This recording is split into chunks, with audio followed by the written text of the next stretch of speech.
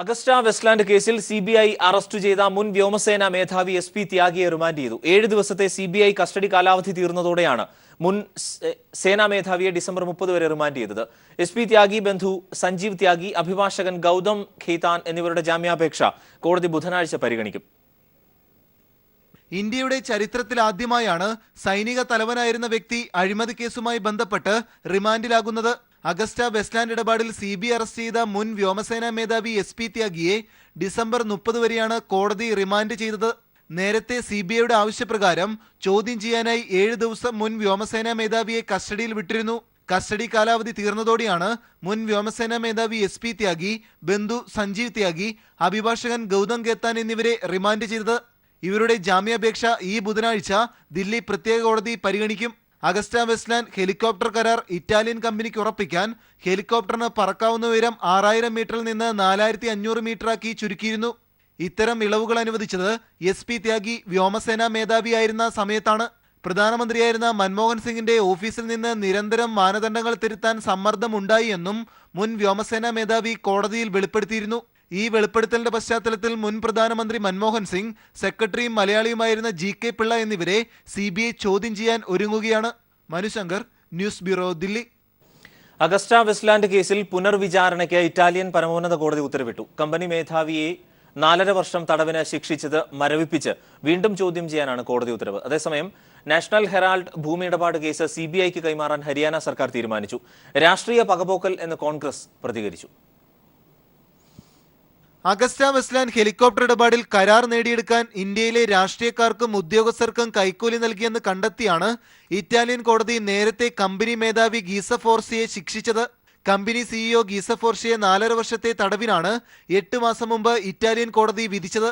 ഇതിന് പിന്നാലെയാണ് ശിക്ഷ മരവിപ്പിച്ച് പുനർവിചാരണ നടത്താൻ ഇറ്റാലിയൻ പരമോന്നത കോടതി ഉത്തരവിട്ടിരിക്കുന്നത്. അഗസ്റ്റ വെസ്റ്റ്ലാൻഡ് ഇടപാടിൽ ഇടനിലക്കാരൻ ക്രിസ്ത്യൻ മിഷേലിന്റെ ഡയറി കുറിപ്പിൽ ഇന്ത്യയിലെ പ്രമുഖ രാഷ്ട്രീയ കുടുംബത്തിന് ഇടപാടുറപ്പിക്കാൻ കോടികൾ നൽകിയെന്നും AP എന്ന ആൾക്ക് ഇതിന് ചുക്കാൻ പിടിച്ചെന്നും വെളിപ്പെടുത്തിയിരുന്നു. AP എന്നത് സോണിയാഗാന്ധിയുടെ രാഷ്ട്രീയകാര്യ സെക്രട്ടറി അഹമ്മദ് പട്ടേൽ എന്നാണ് CBI കരുതുന്നത്. ഈ സാഹചര്യത്തിൽ കൂടിയാണ് കേസിൽ പുനർവിചാരണ ഇറ്റലിയിൽ നടക്കുക. കരാർ ഉറപ്പിക്കാൻ മാനദണ്ഡങ്ങളിൽ മാറ്റം വരുത്തിയത് പ്രധാനമന്ത്രിയായിരുന്ന മൻമോഹൻ സിംഗിന്റെ ഓഫീസിൽ നിന്നുള്ള നിർദ്ദേശപ്രകാരമായിരുന്നുവെന്ന് CBI അറസ്റ്റ് ചെയ്ത വ്യോമസേന മേധാവി കോടതിയിൽ വെളിപ്പെടുത്തിയിരുന്നു. അതേസമയം നാഷണൽ ഹെറാൾഡ് കേസിൽ അസോസിയേറ്റ് ജേർണൽസിന് ഭൂമി വാങ്ങിയ ഇടപാടിൽ അഴിമതി നടന്നിട്ടുണ്ടെന്ന കാര്യത്തിൽ CBI അന്വേഷണം നടത്താൻ ഹരിയാന സർക്കാർ തീരുമാനിച്ചു. എന്നാൽ രാഷ്ട്രീയ പകപോക്കൽ നടത്തുകയാണെന്ന് കോൺഗ്രസ് പ്രതികരിച്ചു. കേന്ദ്ര സർക്കാരിനെതിരെ ഉന്നയിച്ച ആരോപണങ്ങളിൽ തെളിവുകൾ രാഹുൽ ഗാന്ധി പുറത്തുവിടാത്തതിൽ പ്രതിപക്ഷ ഐക്യം തകർച്ചയിലേക്ക് നീങ്ങുന്ന സാഹചര്യത്തിൽ കൂടിയാണ് ഇറ്റലിയിൽ വീണ്ടും പുനർവിചാരണ ആരംഭിക്കുന്നത്. വിചാരണ ഇറ്റലിയിലെങ്കിലും രാഷ്ട്രീയ പ്രതിധ്വനികൾ ഇന്ത്യയിൽ തന്നെയാകുമെന്ന കാര്യത്തിൽ സംശയമില്ല. Manushankar, news bureau, Delhi. Delhi AIIMS ആശുപത്രിയിൽ രോഗികളെ പിഴിഞ്ഞ് ഡിജിറ്റൽ പണമിടപാടുകൾ പ്രോത്സാഹിപ്പിക്കാൻ പുതിയ പരിഷ്കാരം. ആധാർ കാർഡ് ഇല്ലാത്ത രോഗികളുടെ രജിസ്ട്രേഷൻ ഫീസ് 10 ഇരട്ടിയായി വർദ്ധിപ്പിച്ചു. ആധാർ കാർഡ് ഉടമകൾക്ക് സൗജന്യ രജിസ്ട്രേഷൻ അനുവദിക്കും. പണരഹിത ഇടപാടുകൾ പ്രോത്സാഹിപ്പിക്കുന്നതിന്റെ ഭാഗമായി പ്രീപെയ്ഡ് കാർഡും ഏർപ്പെടുത്തും. പണരഹിത ഇടപാടുകൾ പ്രോത്സാഹിപ്പിക്കുക എന്ന കേന്ദ്ര സർക്കാർ നയത്തിന് പിന്തുണ നൽകാനാണ് എയിംസിൽ പുതിയ പരിഷ്കാരം നടപ്പാക്കുന്നത്. ആധാർ കാർഡ് ഇല്ലാത്ത രോഗികളുടെ രജിസ്ട്രേഷൻ ഫീസ് 10 ഇരട്ടി കൂട്ടി. നിലവിൽ 10 രൂപയുള്ള സ്ഥാനത്താണ് ജനുവരി 1 മുതൽ 100 രൂപ ഈടാക്കുന്നത്. അതേസമയം ആധാർ കാർഡ് ഉള്ളവർക്ക് രജിസ്ട്രേഷൻ സൗജന്യമാക്കി. രജിസ്റ്റർ ചെയ്ത രോഗികൾക്ക് യൂണിക് ഹെൽത്ത് ഐഡന്റിഫിക്കേഷൻ കാർഡ് നൽകുകയാണ് ഇപ്പോഴത്തെ പതിവ്. UHID നമ്പർ ആധാർ നമ്പറുമായി ബന്ധിപ്പിക്കുന്നതിനുള്ള വിജ്ഞാപനം ഇറക്കണമെന്ന് എയിംസ് കേന്ദ്ര ആരോഗ്യ മന്ത്രാലയത്തോട് അഭ്യർത്ഥിച്ചിട്ടുണ്ട്. രോഗികളെ പിഴിയാനുള്ള എയിംസിന്റെ തീരുമാനം ദൗർഭാഗ്യകരമാണെന്നും സുപ്രീം കോടതി വിധിയുടെ ലംഘനമാണെന്നും PK ബിജു MP പറഞ്ഞു. പൊതുജനങ്ങളുടെ സൗകര്യങ്ങൾക്ക് വേണ്ടി ആധാറുമായി നിർബന്ധിതമായി കൂട്ടിച്ചേർക്കാൻ പാടില്ല എന്ന നിർദ്ദേശത്തിന് വിരുദ്ധമായിട്ടുള്ള നടപടിയാണ് ആധാർ കാർഡ് ഇല്ലാത്ത രോഗികളുടെ മേൽ അമിത ചാർജ് ഏർപ്പെടുത്താനുള്ള തീരുമാനം. ഇത് അടിയന്തിരമായി പിൻവലിക്കാൻ കേന്ദ്ര സർക്കാർ ഇടപെടണം എന്നാണ് എനിക്ക് ആവശ്യപ്പെടാനുള്ളത്. ഡിജിറ്റൽ പണമിടപാട് പ്രോത്സാഹിപ്പിക്കുന്നതിന്റെ ഭാഗമായി പ്രീപെയ്ഡ് കാർഡും എയിംസ് പുറത്തിറക്കും. ആധാർ കാർഡ് ഇല്ലാത്തവർക്ക് ഫീസ് കുത്തനെ കൂട്ടിയതിനെതിരെ വ്യാപക പ്രതിഷേധമാണ് ഉയരുന്നത്. ഡിജിറ്റൽ പണമിടപാടുകൾ പ്രോത്സാഹിപ്പിക്കുന്നതെല്ലാം നല്ല കാര്യം തന്നെ. എന്നാൽ പാവപ്പെട്ട രോഗികളുടെ ആശ്രയ കേന്ദ്രമായ എയിംസ് ആശുപത്രിയെ തന്നെ ഇതിന്റെ പരീക്ഷണ കേന്ദ്രമായി മാറ്റണോ എന്നതാണ് ഉയരുന്ന ചോദ്യം. ദില്ലിയിലെ എയിംസ് ആശുപത്രിക്ക് മുന്നിൽ നിന്നും ക്യാമറമാൻ രാജീവ് കണ്ണാടിക്കൊപ്പം M. സന്തോഷ്. DCC പുനഃസംഘടനയിൽ പരസ്യ വിമർശനവുമായി MM ഹസൻ.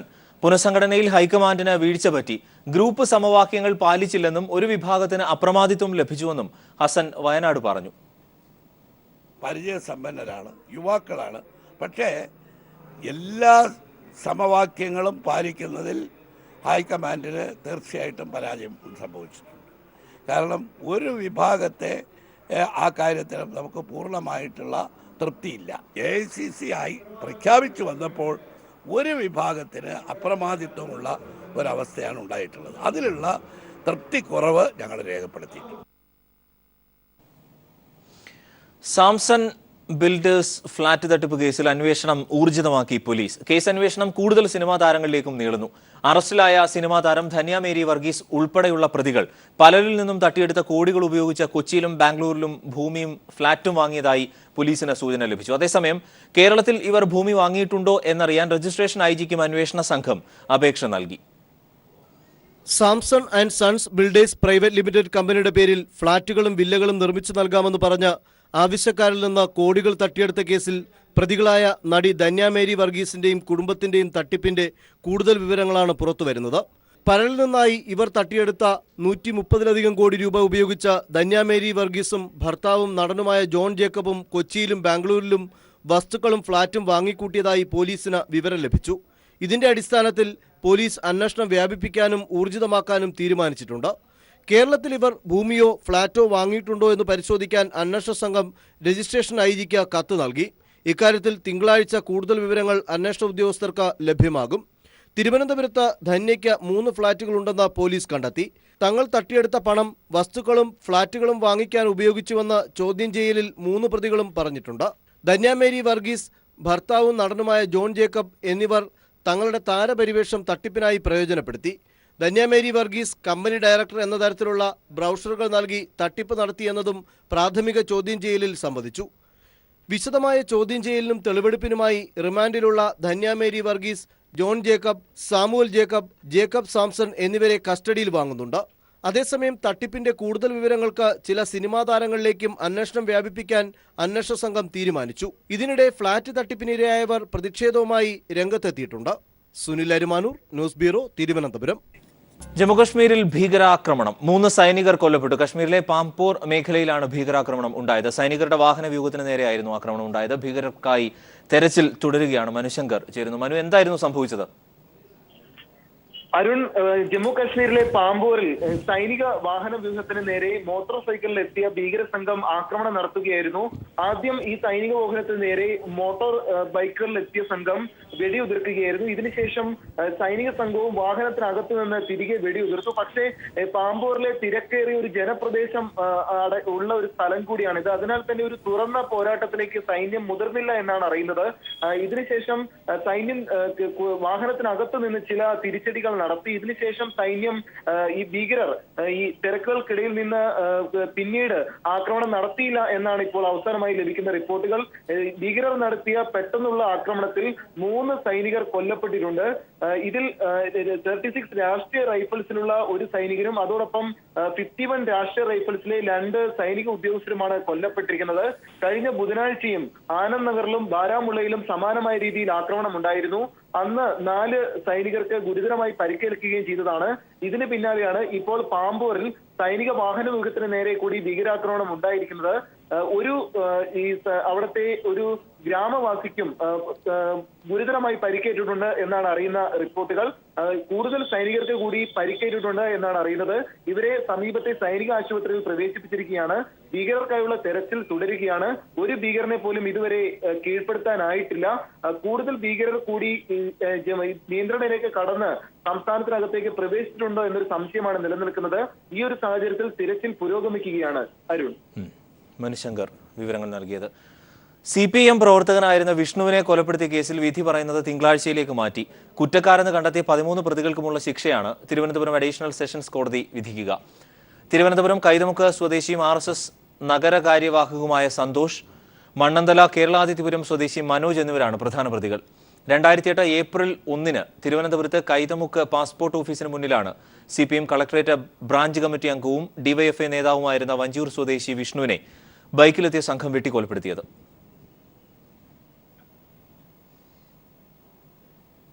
നിലമ്പൂരിൽ പോലീസ് വെടിവെപ്പിൽ കൊല്ലപ്പെട്ട മാവോയിസ്റ്റ് നേതാവ് അജിതയുടെ മൃതദേഹം സംസ്കരിച്ചു. പോലീസിന്റെ മേൽനോട്ടത്തിൽ കോഴിക്കോട് വെസ്റ്റ് ഹിൽ ശ്മശാനത്തിലാണ് സംസ്കാരം നടന്നത്.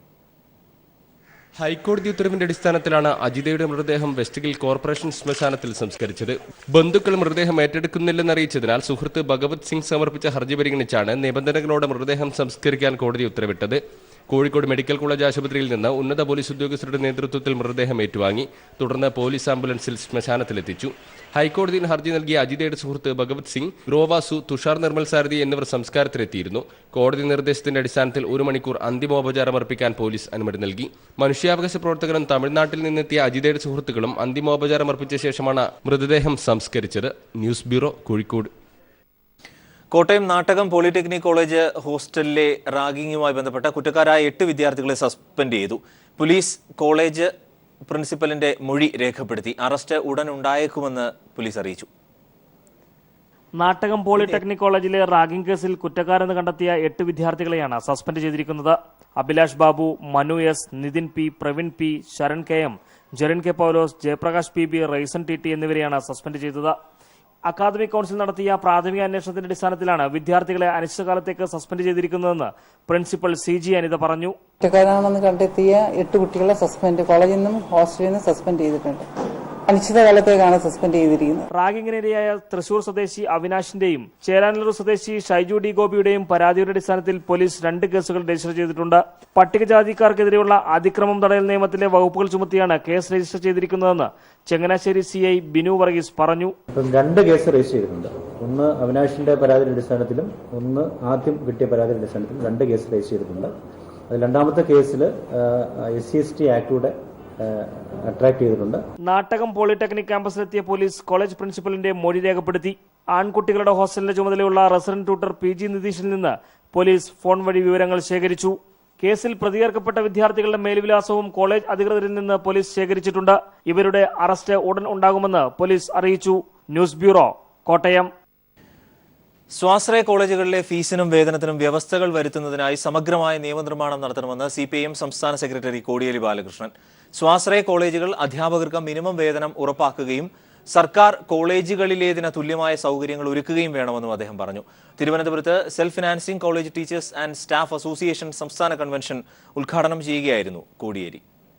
വിദ്യാർത്ഥികൾക്ക് വാങ്ങുന്ന ഫീസിനും അധ്യാപകന്മാർക്ക് കൊടുക്കുന്ന വേതനത്തിനും അനധ്യാപകന്മാർക്ക് നൽകുന്ന വേതനത്തിനുമൊക്കെ വ്യക്തമായ വ്യവസ്ഥകൾ വരുത്തിക്കൊണ്ടുള്ള ഒരു സമഗ്രമായ നിയമനിർമ്മാണം ഈ സ്വാശ്രയ വിദ്യാഭ്യാസ മേഖലയിൽ കേരളത്തിൽ കൊണ്ടുവരണം. അതിനാവശ്യമായ നടപടികൾ LDF ഗവൺമെന്റ് മുൻകൈയെടുക്കും.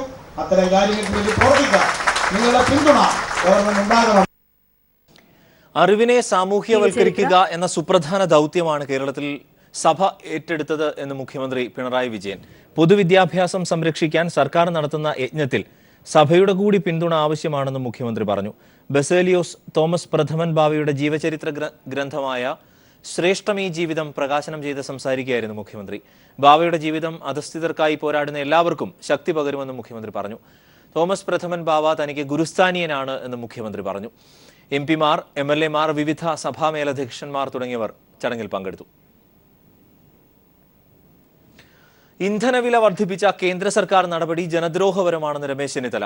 സർക്കാർ നികുതി വേണ്ടെന്ന് വെച്ച് ജനങ്ങളെ സഹായിക്കണമെന്നും രമേശ് ചെന്നിത്തല തൃശൂരിൽ പറഞ്ഞു. അപ്പോൾ ഇത് മുഖേന ഇന്ത്യയിലെ പാവപ്പെട്ട ജനങ്ങളുടെ നോട്ട് പിൻവലിക്കലിലൂടെ വലഞ്ഞ ജനങ്ങളുടെ തലയിൽ വീണ്ടും ഒരു ഇരുട്ടടിയാണ് മോദി ഇപ്പോൾ നൽകിയിരിക്കുന്നത്. അപ്പോൾ ഇതൊരു കാരണവശാലും അംഗീകരിക്കാൻ കഴിയുന്നതല്ല. ഈ ബുദ്ധിമുട്ടുകൾ കണക്കിലെടുത്തുകൊണ്ട് സംസ്ഥാന ഗവൺമെന്റിന് കിട്ടേണ്ട ടാക്സ് പിൻവലിക്കാൻ സംസ്ഥാന ഗവൺമെന്റ് തയ്യാറാകണം. അങ്ങനെയെങ്കിലും ഒരു ആശ്വാസം സംസ്ഥാനത്തെ ജനങ്ങൾക്ക് നൽകണമെന്നാണ് എനിക്ക് അഭ്യർത്ഥിക്കാനുള്ളത്. ഇന്ത്യയിലെ പരിസ്ഥിതി മാധ്യമ പ്രവർത്തകരുടെ സംഘടനയായ FEJയും ബംഗളൂരു ആസ്ഥാനമായുള്ള വാന ഗവേഷണ ഏജൻസിയായ ATRIയും ചേർന്ന് പരിസ്ഥിതി മാധ്യമ പ്രവർത്തകർക്കായി ഏർപ്പെടുത്തിയ മാധ്യമ fellowship people TV senior news editor K രാജേന്ദ്രന് കാലാവസ്ഥാ വ്യതിയാനം, പശ്ചിമഘട്ട മലനിരകളിൽ ഉണ്ടാകുന്ന പാരിസ്ഥിതിക പ്രത്യാഘാതങ്ങളെക്കുറിച്ച് റിപ്പോർട്ടുകൾ തയ്യാറാക്കുന്നതിനാണ് പുരസ്കാരം. 1 ലക്ഷം രൂപയാണ് ഫെലോഷിപ്പ് തുക. സ്ത്രീകൾക്ക് സാധിക്കാത്തതായി ഒന്നുമില്ലെന്ന് തെളിയിച്ച പാലക്കാട് പൂക്കൂട്ടുകാവ് ഗ്രാമപഞ്ചായത്തിലെ പഞ്ചായത്തിൽ കിണർ നിർമ്മാണങ്ങൾ പുരോഗമിക്കുന്നു. വനിതാ തൊഴിലുറപ്പ് തൊഴിലാളികളുടെ കരുത്തിൽ 78 കിണറുകളാണ് യാഥാർത്ഥ്യമാകുന്നത്.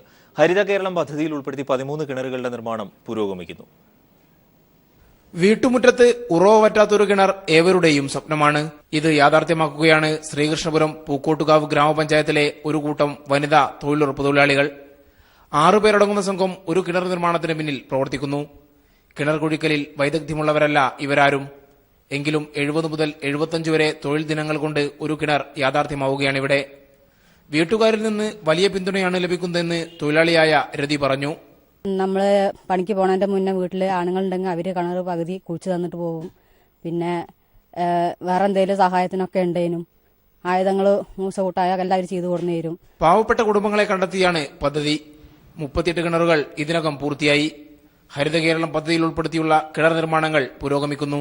ഗ്രാമപഞ്ചായത്ത് പ്രസിഡന്റ് കെ ജയദേവൻ. സ്ത്രീകൾക്ക് പൊതുവെ ചെയ്യാൻ ബുദ്ധിമുട്ടുണ്ട് എന്ന് സമൂഹം കരുതിയിരുന്ന ഒരു മേഖലയിൽ വിജയകരമായി തങ്ങളുടെ പ്രവൃത്തികൾ നടത്തി സമൂഹത്തിനാകെ പുതിയ മാതൃകയായിരിക്കുകയാണ് ഈ നാട്ടിലെ തൊഴിലാളികൾ എന്ന് പറയുന്നതിൽ എനിക്ക് വലിയ അഭിമാനവും സന്തോഷവുമുണ്ട്.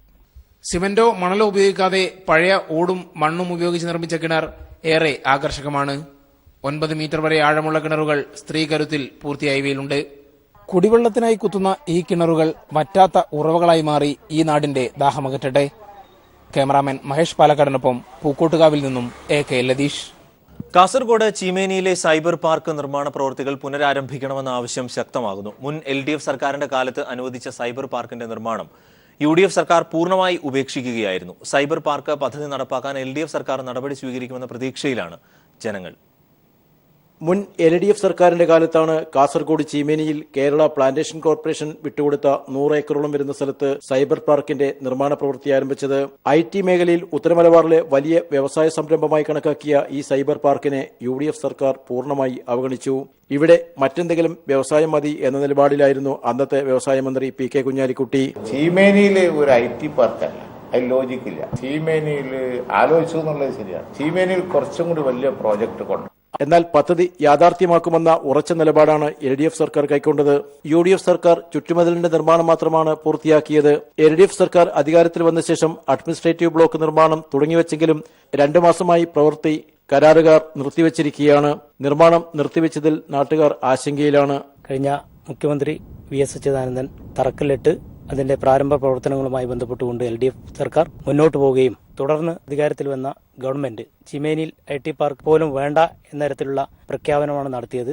എത്രയും പെട്ടെന്ന് തന്നെ ഇതിന്റെ പണി ആരംഭിച്ച് IT പാർക്ക് ത്വരിതഗതിയിൽ ഇതിന്റെ പ്രവർത്തനം തുടങ്ങി LDF സർക്കാർ മുന്നോട്ട് പോകും എന്ന പ്രതീക്ഷയാണ് ഞങ്ങൾക്കുള്ളത്. വ്യാവസായികമായി പിന്നോക്കം നിൽക്കുന്ന ജില്ലയാണ് കാസർഗോഡ്. ചീമേനി സൈബർ പാർക്ക് പദ്ധതിയെ വളരെ പ്രതീക്ഷയോടെയാണ് നാട്ടുകാർ കാത്തിരിക്കുന്നത്. News bureau, Kasaragod. ബോധ്യവും ഉത്തരവാദിത്വവുമുള്ള തീർത്ഥാടനം, ഇതാണ് ശബരിമലയിൽ പുണ്യം പൂങ്കാവനം പദ്ധതി ലക്ഷ്യം വെക്കുന്നത്. അയ്യപ്പന്റെ പൂങ്കാവനത്തെ മാലിന്യമുക്തമാക്കുന്നതിനായി ആയിരങ്ങളാണ് പുണ്യം പൂങ്കാവനം പദ്ധതിയുടെ ഭാഗമായി ഓരോ വർഷവും പ്രവർത്തിക്കുന്നത്. മാലിന്യമുക്തമായ തീർത്ഥാടനം എന്ന ലക്ഷ്യത്തോടെ സന്നിധാനത്ത് അയ്യപ്പ ഭക്തന്മാരാൽ നടക്കുന്ന ശുചീകരണ പ്രവർത്തനമാണ് പുണ്യം പൂങ്കാവനം പദ്ധതി. ജഡ്ജി മുതൽ തെരുവോരങ്ങളിൽ ജോലി ചെയ്യുന്നവർ വരെ ശബരിമലയിലെത്തിയാൽ ഇതിന്റെ ഭാഗമാകും. മാലിന്യം കൊണ്ട് വീർപ്പുമുട്ടുന്ന ശബരിമലയുടെ മുഖഛായ തന്നെ മാറ്റിമറിക്കാൻ പോന്നതാണ് പദ്ധതി. പുണ്യം പൂങ്കാവനത്തിന്റെ nodal officer P Vijayan IPS. ഇനിയും കുറെ കാലം കൂടെ കഴിയുമ്പോൾ ഓരോരോ അയ്യപ്പ ഭക്തന്റെ മനസ്സിൽ ഇവിടെ ഒരു തുണ്ട് വേസ്റ്റ് പോലും ഇടരുത് എന്നുള്ള ഒരു മാനസികാവസ്ഥയിലേക്ക് എത്തിക്കാൻ പറ്റുമോ എന്നുള്ളതാണ് നമ്മളുടെ ശ്രമിക്കുന്ന കാര്യം. കേവലമായ മാലിന്യ നിർമ്മാർജ്ജനം മാത്രമല്ല പദ്ധതിയുടെ ലക്ഷ്യം. ബോധവൽക്കരണം മുതൽ പുതിയ തീർത്ഥാടന സംസ്കാരം രൂപപ്പെടുത്തുന്നതിലും പദ്ധതി ശ്രദ്ധ പതിപ്പിക്കുന്നു. അയൽ സംസ്ഥാനങ്ങളിൽ നിന്നും അനാവശ്യമായി അയ്യപ്പ ഭക്തർ കൊണ്ടുവരുന്ന പ്ലാസ്റ്റിക്കുകൾ ഒരു പരിധിവരെ നിയന്ത്രിക്കാൻ പദ്ധതിക്കായിട്ടുണ്ട്. വരും വർഷങ്ങളിൽ മാലിന്യമുക്ത ശബരിമല എന്നത് യാഥാർത്ഥ്യമാക്കാനുള്ള തയ്യാറെടുപ്പിലാണ് പദ്ധതിയുടെ പിന്നണി പ്രവർത്തകർ. News bureau, Sabarimala. South Indian ബാങ്കിന്റെ ദീർഘകാല സാമൂഹിക ഉത്തരവാദിത്ത പദ്ധതിയുടെ ഭാഗമായി ആവിഷ്കരിച്ച SIB സ്കോളർഷിപ്പുകൾ വിതരണം ചെയ്തു.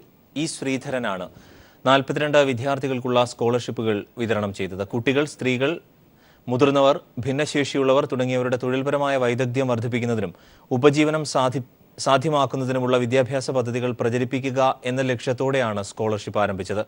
ചടങ്ങിൽ സൗത്ത് ഇന്ത്യൻ ബാങ്ക് MDയും CEOയുമായ VG Mathew, general manager VL Paul, Sivakumar തുടങ്ങിയവർ സംസാരിച്ചു.